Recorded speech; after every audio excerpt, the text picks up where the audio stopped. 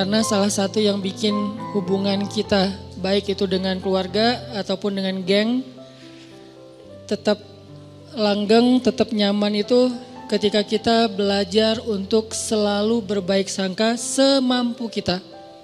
Fattaqullaha mastata'tum.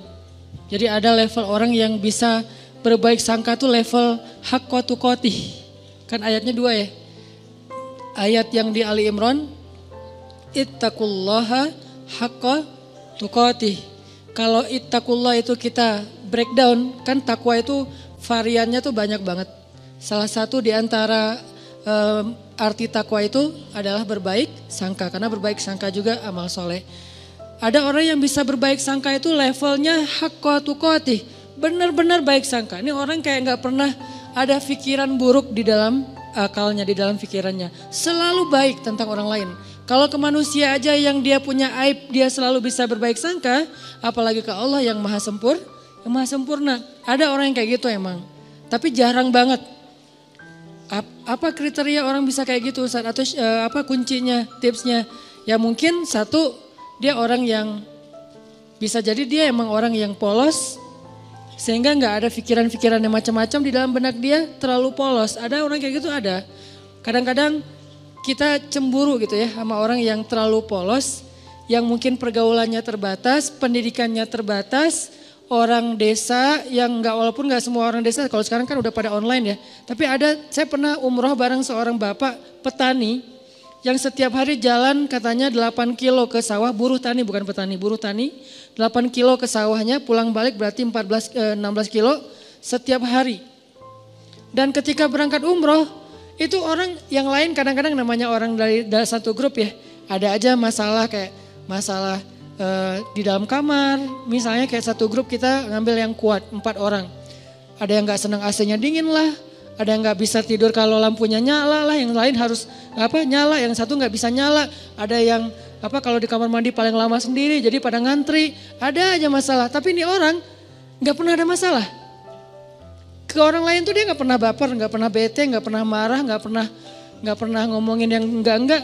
Nyaman banget, kayaknya hidupnya tuh anteng, gak ada masalah. Kenapa bisa kayak gitu? Mungkin bukan karena dia orang yang selalu mampu berbaik sangka. Allah menganugerahi dia kepolosan sehingga gak bisa berburuk sangka. Dia gak bisa berbaik sangka dan juga gak bisa berburuk sangka, ya gitu-gitu aja. Dalam satu kondisi kadang orang kayak gini lebih bahagia daripada kita yang complicated ya. Satu sisi kita kalau berbaik sangka itu luar biasa. Tapi sisi lain kalau udah was-wasa berburuk sangka juga bisa rumit banget. Tapi ada orang yang biasa-biasa aja. Sehingga pas lagi umroh tuh saya ngelihat bapak ini kayaknya di antara satu jemaah umroh termasuk saya. Dia nih yang paling mabrur ibadahnya. Kenapa? Jangan lihat mabrurnya ibadah itu atau solehnya seseorang itu dari yang tadi sunnah doang. Kadang-kadang ada orang yang ibadahnya tuh bagus banget malam hari tapi siangnya habis. Makanya Nabi nyebutnya dengan istilah apa? Muflis, orang yang bangkrut. Bukan orang miskin, orang bangkrut. Karena kalau orang miskin gak mungkin bangkrut kan? Apa yang mau dibangkrutin karena gak ada yang lebih misalnya kan? Orang bangkrut itu orang kaya tapi jatuh miskin, itu namanya orang bangkrut. Muflis bahasa hadisnya. Siapa orang yang bangkrut kata Nabi? Kata sahabat, orang yang kehilangan uangnya ya Rasul. Orang yang kehilangan ontanya ya Rasul. Orang yang kehilangan hartanya ya Rasul. Kata Nabi bukan itu. Ada yang lebih parah. Siapa?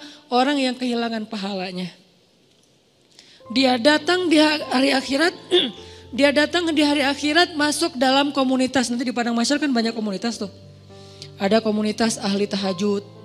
Ada komunitas ahli sedekah. Ada komunitas ahli sholat berjamaah. Ada komunitas menjaga pandangan. Ada komunitas yang jomblo fisabilillah. Dia wafat dalam keadaan sendiri tapi gak pernah berbuat dosa-dosa yang kayak gitu-gituan. Artinya kan jomblo fisabilillah banget ya. Makanya sampai ada hadis 7 komunitas yang di Padang Mahsyar dapat treatment Allah yaitu naungan kan. Satu komunitas yang isinya semuanya pemimpin yang adil. Presiden dari zaman Khulafaur Rasyidin sampai nanti munculnya Dajjal tapi semuanya orang-orang adil nih. Ada yang kenal dan kita kenal namanya, ada yang kita nggak kenal namanya bahkan ceritanya. Tapi ada di antara manusia. Mulai dari level tertinggi yaitu pemimpin negara sampai level terendah yaitu pemimpin keluarga. Ini nih ada komunitasnya. Nanti ada komunitas anak muda yang keren-keren. Keren maksudnya apa Ustadz? Taat tapi asik.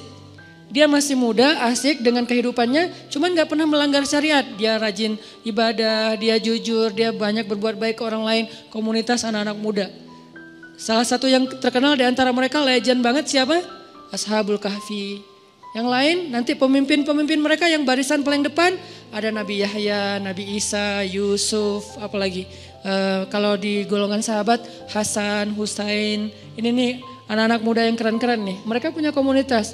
Nah nanti ada juga komunitas yang ahli ibadah.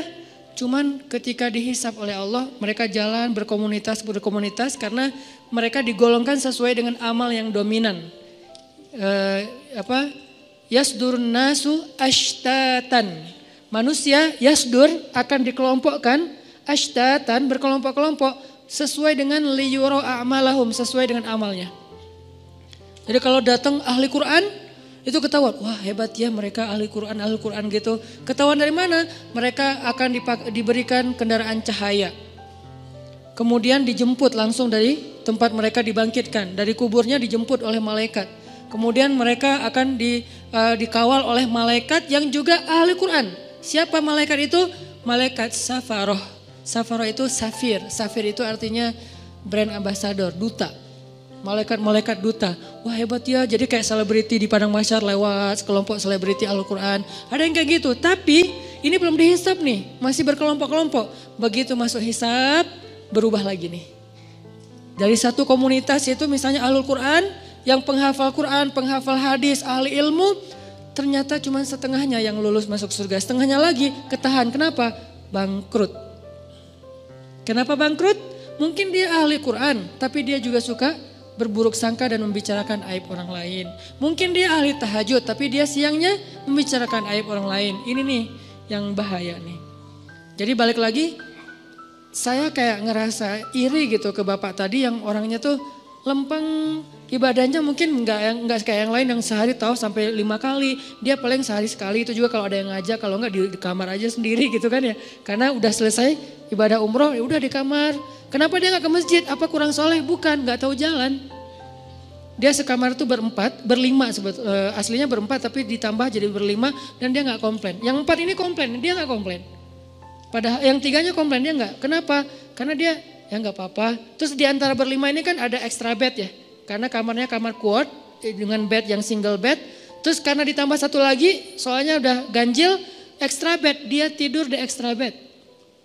Yang notabene extra bed itu enggak seperti yang biasa, kurang empuk, terus dari bawahnya tuh bunyi-bunyi gitu, terus sakit badan, tapi dia mau, padahal dia bayar sama dengan yang lain, tapi dia dikasih extra bed, gak apa-apa. Terus teman-temannya karena malam-malam pada cepet-cepetan, pada berangkat sendiri-sendiri ke masjid, dia tinggal sendiri, takut, sama orang kampung, takut keluar entah nyasar, kan yang paling terkenal tentang Mekah itu kan nyasar ya. Jadi akhirnya dia karena takut nyasar, ya udah di kamar aja. Salat subuh di kamar padahal di Mekah. Pak gimana tadi subuhnya? Di kamar Ustaz. Loh kenapa? Gak ada yang nemenin gitu doang. Wah ini Masya Allah mungkin subuh dia tuh lebih afdal daripada kita yang subuhnya di masjid. Kenapa? Bukan karena dia gak mau, dia gak mampu, takut. Yang lain tawaf sehari 5 kali, dia tawaf kalaupun ada yang ngajak sehari sekali. Tapi gak pernah ngomongin aib orang lain. Gak pernah berburuk sangka kepada orang lain. Dia orangnya selalu tersenyum. Dalam keadaan capek aja bisa tersenyum. Dahsyat nih orang kayak gini nih. Gak tahu Allah kasih kelebihan apa pada dia. Ini namanya haqqa tuqatih. Husnuzonnya itu udah benar-benar husnuzon. Selalu husnuzon. Gak pernah berburuk sangka. Ada orang kayak gitu? Ada. Apalagi di kalangan sahabat. Contoh. Ada seorang sahabat namanya Tolhah bin Abdillah. Istrinya Tolhah ini pernah sukses, pernah juga diuji dengan terpuruk secara finansial, bisnisnya, dagangan dia tuh kayak rugi gitu. Ketika sukses, teman-temannya banyak yang datang ke rumah. Tolhah, jadi rumahnya rame terus. Dan suka minjemin duit dari dia, jadi dia bantuin teman-temannya, traktirin makan teman-temannya. Pas lagi sukses nih, begitu dia bangkrut, sepi, gak ada yang datang ke rumahnya. Orang gak ada yang ngejar dia, gak ada yang ngeramein rumahnya lagi. Gak ada yang jalan makan bareng dengan dia. Harusnya kan minimal gantian dong, sekarang dia yang ditraktirin kan. Akhirnya istrinya secara manusiawi normal bilang gini, Tolha, tuh lihat teman-teman kamu sekarang. Ketahuan kan siapa yang sejati, siapa yang enggak. Kenapa kata Tolha? Giliran kamu sukses dulu mereka nemenin kamu. Ramai di rumah setiap malam. Sekarang giliran kamu bangkrut mereka jauh dari kamu. Kata Tolha, enggak, sebaliknya. Mereka itu teman-teman yang baik. Mana sisi baiknya? Dulu ketika aku banyak uang, mereka datang meminta tolong kepada aku karena mereka tahu aku mampu menolong mereka. Sekarang ketika aku bangkrut gak punya uang, mereka gak datang lagi karena gak mau merepotkan aku. Lihat sisi, selalu ada sisi husnuzon. Ini orang kok bisa kayak gini gitu. Sekarang mereka gak datang lagi ke rumah aku karena gak mau ngerepotin aku. Takut daripada saya minta pinjam uang ke Tolha tapi Tolha jadi gak enak hati karena gak bisa nolongin. Kasihan, ya udah deh gak usah datang ke rumah Tolha. Itu yang dipikirin. Coba kalau kayaknya kita kayak istrinya lah ya, normal kan ya. Dan itu gak salah, cuman ada orang yang keren. Bisa haqqa tuqatih. Sehingga ayatnya, ittaqullaha haqqa tuqatih. Kalau kalian mau beramal soleh yang pol coba. Ada orang yang bisa kayak gitu. Siapa lagi yang bisa husnuzon? Istrinya Abu Ayyub. Ketika terjadi fitnah, berita hoax tentang Aisyah selingkuh dengan Sofwan. Istrinya Abu Ayyub pulang ke rumah terus nanya ke istrinya, "Mah, udah dengar berita yang lagi trending topik gak?" Gitu. "Oh, tentang Aisyah, ya gimana menurut mama?" Kata istrinya Abu Ayyub, "Ya Abu Ayyub, gimana menurut engkau kalau ada yang membuat berita aku selingkuh?" Kata Abu Ayyub, "Ma'azallah, gak mungkin saya percaya karena saya tahu mama orangnya solehah, baik, menjaga diri, gak mungkin macam-macam." Kalau sebaliknya ada orang yang mengatakan engkau hai Abu Ayyub selingkuh, mungkin gak? Ma'azallah, gak mungkin saya selingkuh, kan saya suami setia sama kamu gitu-gitu kan ya. Terus saya gak mungkin selingkuh, gak mungkin berpaling ke yang lain mah, demi Allah gitu. Kata istrinya Abu Ayyub, "Wahai Abu Ayyub, sesungguhnya Aisyah lebih soleha dari aku. Kalau aku gak mungkin, Aisyah lebih gak mungkin lagi. Sesungguhnya Sofwan lebih soleh dari kamu. Kalau kamu aja gak mungkin, apalagi Sofwan." Ini juga berbaik sangka. Dia selalu melihat angle yang bisa buat dia tuh berbaik sangka sama orang lain. Dia cari, dia ulik tuh. Gimana ya cara berbaik sangka, gimana ya cara berbaik sangka. Kan itu harus dicari juga ya, gak bisa pasrah gitu aja. Karena kalau kita pasrah doang kan yuwaswis. Yang banyak itu kan was-wasah setannya nih. Yuwaswisu fi sudurinas. Ternyata dia benar, ternyata dia gitu, ternyata dia nggak seperti yang kamu pikirkan. Ini tuh banyak banget sehingga kita harus ngelawannya dengan cari-cari celah. Mana ya sisi baiknya ya, mana sisi baiknya ya. Kalau nggak ada, minimal kalau nggak bisa sama sekali, Allahu a'lam. Saya nggak mau komen deh. Saya nggak mau berprasangka apapun deh. Ya udah deh saya diam aja. Nah ini menunjukkan bahwa ada orang yang haqqa tuqatih. Ada juga yang nggak bisa haqqa tuqatih, maka Allah berfirman di dalam surat At-Taghabun kalau nggak salah, fattaqullaha mastata'tum. Kalau kalian nggak bisa berbaik sangka total, semua kasus berbaik sangka nggak bisa, minimal mastata'tum, usahakanlah semampu kalian. Ini Al-Quran, indahnya Al-Quran tuh kayak gitu, balance. Cuman kadang-kadang kan kita ngambil satu ayat menyimpulkan, padahal ayat itu saling mengutuhkan, saling menjelaskan, bayinat antara satu dengan yang lain. Kalau nggak bisa semuanya berbaik sangka, jangan sampai juga kita akhirnya nyerah. Kayaknya susah banget ya berbaik sangka, udah deh kita biasa-biasa aja, jangan gitu. Mastata'tum, berusahalah semampu kalian, yang kalian lewatkan minta ampun sama Allah, yang kalian mampu maka jagalah, dawamkan, istiqomahkan. Fattaqullaha mastata'tum. Mastata'tum itu yang mana Ustadz? Yang kecil-kecil dulu, latihan dari yang kecil dulu. Berbaik sangka terhadap hal-hal yang mungkin buat kita sih nothing tulus lah. Ya, ini kan masih gampang ya berbaik sangkanya ya. Apalagi buat orang yang mungkin gak ada hubungannya dengan kita. Yang kalau kita berbaik sangka juga atau berburuk sangka gak ada untung ruginya buat kita. Ya udah kita latihan dari yang itu dulu. Terus kasus-kasus sepele, kasus yang sekedar komen, sekedar broadcast. Kayak misalnya kita lagi di satu grup, beda mazhab. Tiba-tiba ada yang broadcast mazhab yang kita gak sama dengan kita. Jangan langsung berburuk sangka, nih kayaknya nyepet gua nih. Jangan. Sampai di dalam taklim juga kadang-kadang ada orang yang berburuk sangka gara-gara pertanyaan. Misalnya Ustadz, saya mau nanya, gimana orang yang kerjanya masih riba? Langsung diliatin, lo maksudnya gua?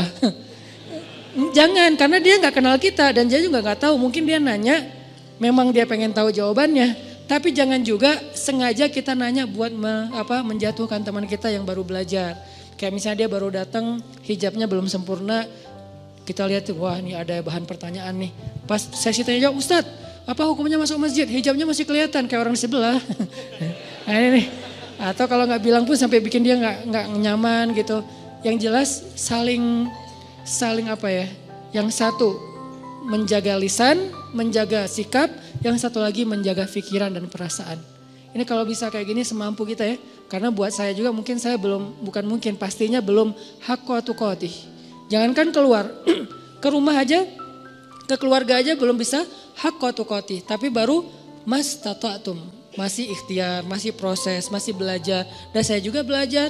Jangan berpikir, oh Ustaz udah sempurna banget ya, hebat ya. Enggak sama sekali. Yang sempurna di antara manusia cuman Rasulullah SAW. Sisanya lebih. Kemudian kurang dikit, makin kesini tuh makin lemah nih. Sahabat idealnya udah di atas rata-rata. Tabiin di bawah sahabat sedikit tapi di atas kita. Tabiin di bawah tabiin tapi di atas kita. Makin kesini tuh makin ya tahu dirilah. Artinya kita bukan siapa-siapa. Lagian orang bertakwa itu bukan berarti gak pernah berbuat dosa. Ini juga satu celah untuk berbaik sangka teman-teman. Ketika teman-teman punya teman baru atau teman yang udah baru hijrah atau yang udah soleh, jangan mengkultuskan dia harus benar segala hal. Ini bahaya nih. Kalau kita menganggap orang soleh ahli ibadah itu gak boleh salah, kita akan kecewa dengan semua orang. Kenapa? Gak ada orang kayak gitu setelah Rasulullah SAW wafat. Gak ada orang yang gak pernah buat salah. Toh Nabi aja yang sempurna kadang berbuat keliru walaupun bukan salah. Nabi gak pernah berbuat dosa, Nabi tidak berbuat kesalahan, maksum tapi keliru, ya. Bahkan beberapa kali Nabi ditegur di Al-Quran oleh Allah. Banyak ayat, termasuk Nabi lupa bilang insya Allah, sampai akhirnya ditegur. Termasuk Nabi misalnya mengharamkan apa yang Allah halalkan demi nyenengin istrinya. Termasuk Nabi sikapnya bermasa muka dan berpaling. Termasuk Nabi salah fatwa memutuskan masalah tawanan perang. Banyak di Al-Quran itu teguran kepada Nabi. Kenapa? Karena Nabi juga manusia. Cuman bedanya sama kita, kalau kita salahnya kadang-kadang sengaja. Kalau Nabi tidak sengaja. Dan salahnya Nabi itu bukan salah dalam bahasa fikih, keliru. Kalau salah enggak, kalau keliru ya. Keliru dalam sholat pernah, yang harusnya 4 rakaat jadi 2 rakaat, kenapa? Lupa. Nabi tapi kok gak khusyuk? Bukan gak khusyuk, Allah bikin kayak gitu biar Nabi itu jadi teladan buat kita yang pelupa. Sholat, udah berapa rakaat nih? Kan lupa kan? Ya udah deh, kayaknya udah selesai deh. Assalamualaikum. Nah ada teladannya dari Nabi. Kalau kita lupa, ambil yang paling kecil angkanya. Jangan ambil angka yang paling besar, keenakan. Baru juga serakaat, kayaknya udah 4 deh. Assalamualaikum. Setiap hari aja sholat serakaat karena pelupa gitu. Nabi pernah lupa 2 rakaat, terus gak perlu diulang 4 rakaat, itu memberatkan. Misalnya sholat zuhur, pas tahiyat awal, udah gitu, ini yang kedua atau yang pertama ya? Kayaknya kedua deh. Assalamualaikum. Di belakang bilang, Mas lagi sholat sunnah? Enggak, zuhur 2 rakaat. Oh ya, langsung sholat lagi 2 rakaat. Tidak perlu diulang, ya kok dikasih tahu sih, biarin aja kali. Jangan, biarin. Akhirnya kita nambah 2, kan gak repot ya kalau nambah 2 rakaat ditutup dengan sujud sahwi. Kecuali kita udah kemana-mana, makan-makan dulu, cari kayak batagor apa segala macam. Lo tadi perhatiin gue sholat gak? Iya. Kenapa? 2 apa 4? 2 sih kayaknya. Oh 2 beneran 2 ya. Udah deh 2 lagi deh. Enggak, itu mah udah batal, udah jauh ya. Tapi kalau masih duduk, tapi kan udah ngomong Ustaz. Ngomongnya kan yang perlu aja, cuman masalah bab sholat, bukan ngerumpi. Udah ngobrol kemana-mana masalah politik segala macam. Kayaknya tadi kita bener gak sih sholatnya? Udah lama kali, itu ulang lagi dari awal. Nabi pernah kayak gitu? Pernah. Tapi itu bukan salah, keliru. Dalam bahasa fikih itu namanya khata'. Bukan batil. Nabi tidak pernah berbuat batil. Tapi kalau yukhti atau khata' pernah. Cuman gak sengaja. Artinya ya semampu kita aja lah. Berbaik sangka sama orang, berbaik sangka sama pasangan, berbaik sangka sama keluarga, apalagi orang tua. Gimana caranya Ustadz biar bisa berbaik sangka? Satu, tadi cari celah. Kalau kata ulama, iltamis li akhika alfa uzrin. Carilah untuk saudaramu 1000 alasan.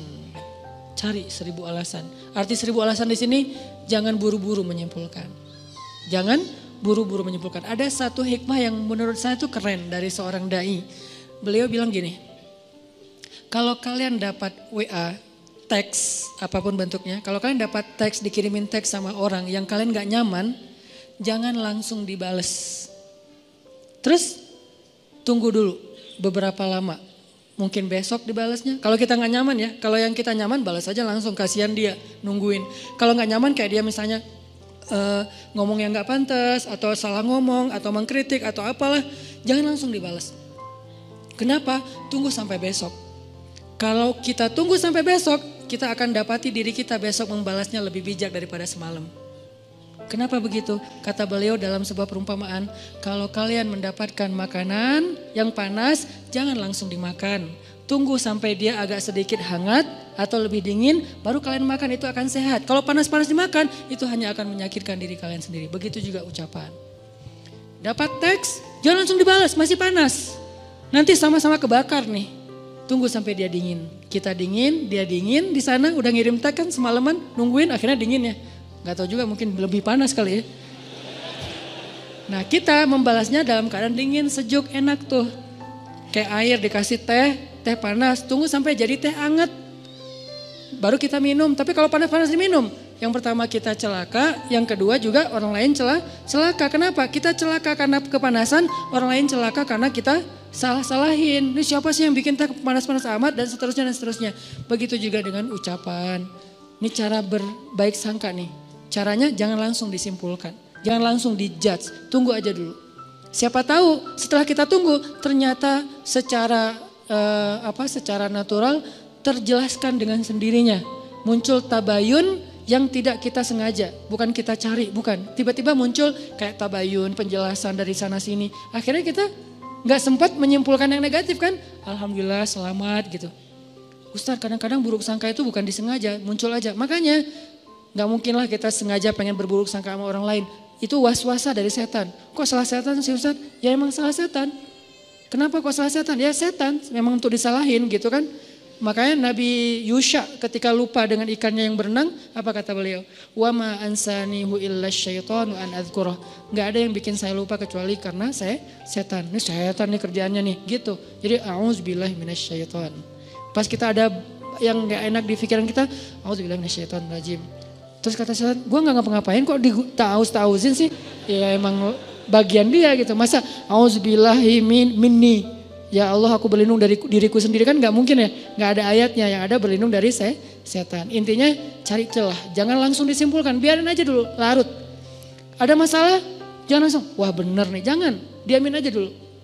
Minimal kalau gak tertabayun, terjelaskan dengan sendirinya, kitanya udah concernnya udah pecah dengan hal-hal yang lain. Siapa tahu tiba-tiba Allah memberi kita rezeki lupa, besok gak sempat dibahas lagi. Ini cara-cara berbaik sangka yang kata ulama praktis.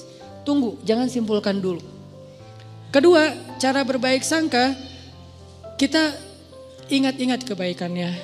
Karena kalau kita gak pernah ingat kebaikan orang lain, agak susah sih memikirkan bahwa dia itu sebetulnya gak ada maksud apa-apa. Tapi kalau menurut kita nih orangnya tuh baik, orangnya tuh gak pernah bohong.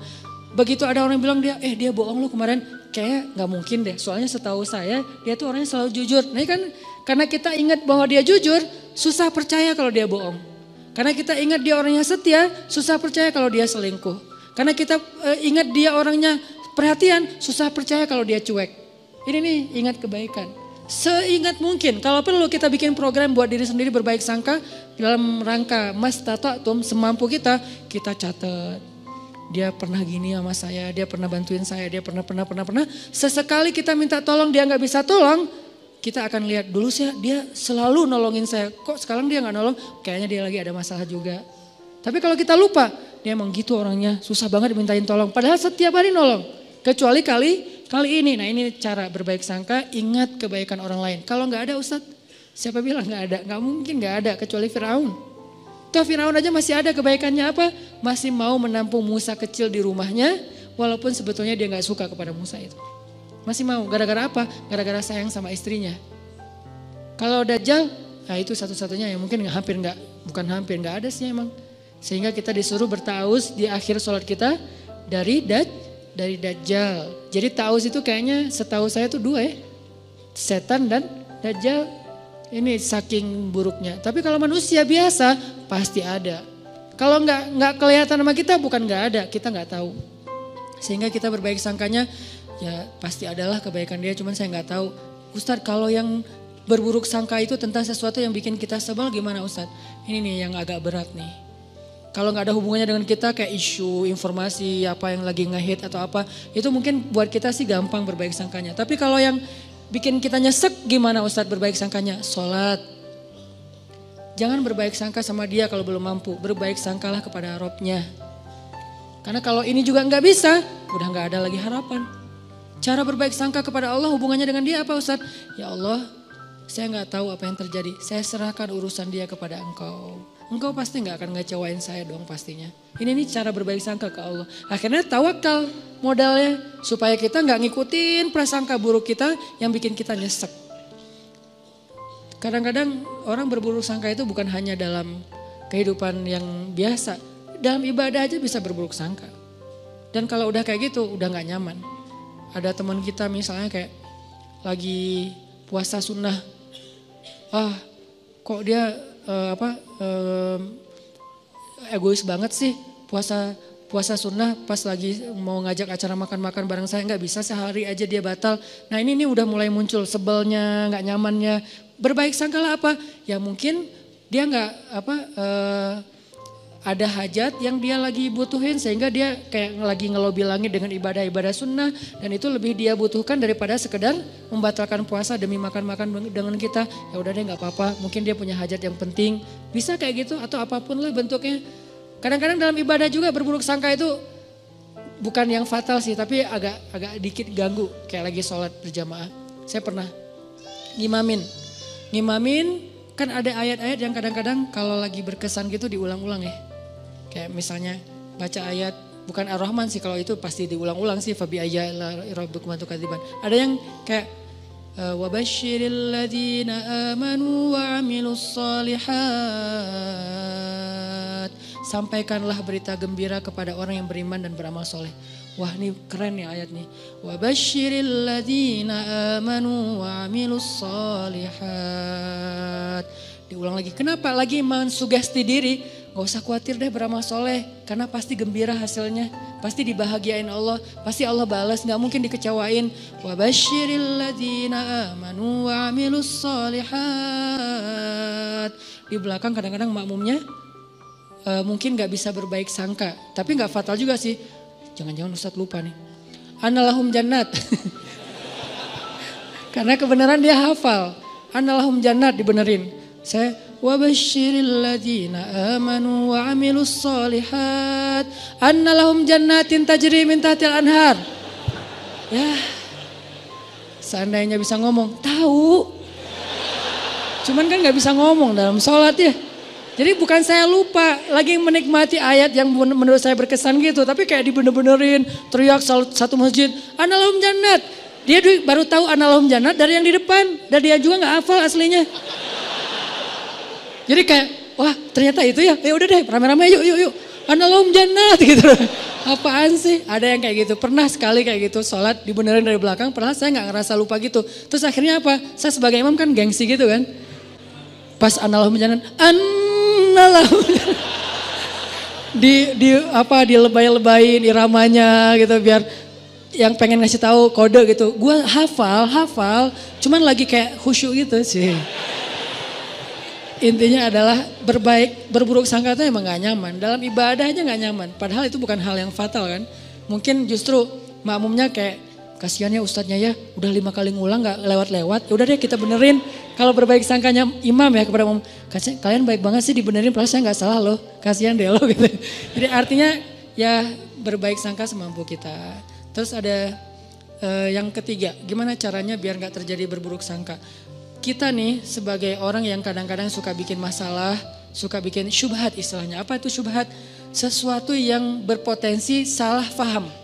Itu namanya syubhat. Sesuatu perkataan, perbuatan, posting kalau dalam bahasa sosmed itu yang berpotensi orang salah faham. Nah, kitanya yang harus tabayun segera sebelum terjadi kesalahpahaman. Contoh, saya posting main air di laut pakai celana pendek. Kan berpotensi orang salah paham ya.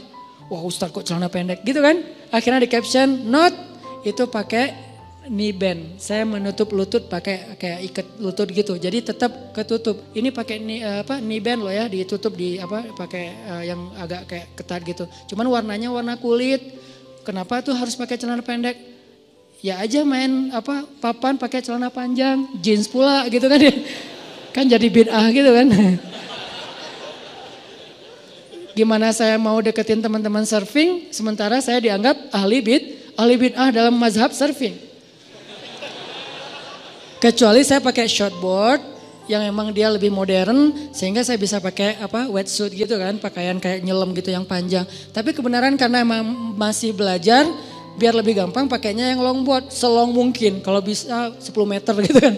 Selong mungkin biar lebih stabil kan, makin long, makin lebar, makin tebal kan makin stabil tuh. Walaupun berat sih kalau kena lumayan gitu.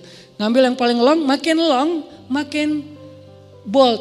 Sehingga mazhabnya itu makin kayak wah single fins or die gitu kan.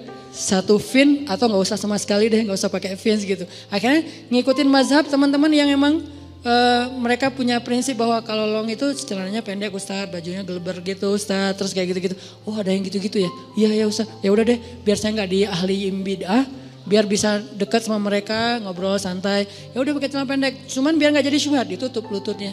Ini namanya mentabayyun sendiri sebelum dipertanyakan oleh orang lain. Ada yang kayak gitu, ada juga yang kayak misalnya kita lagi ke satu wilayah yang mereka baca Qur'annya itu kalau sholat bismillahnya dijaharkan. Ada yang mazhab jahar, ada yang enggak. Kalau saya kan ngambil mazhab yang sir, tapi baca cuman enggak dijaharkan.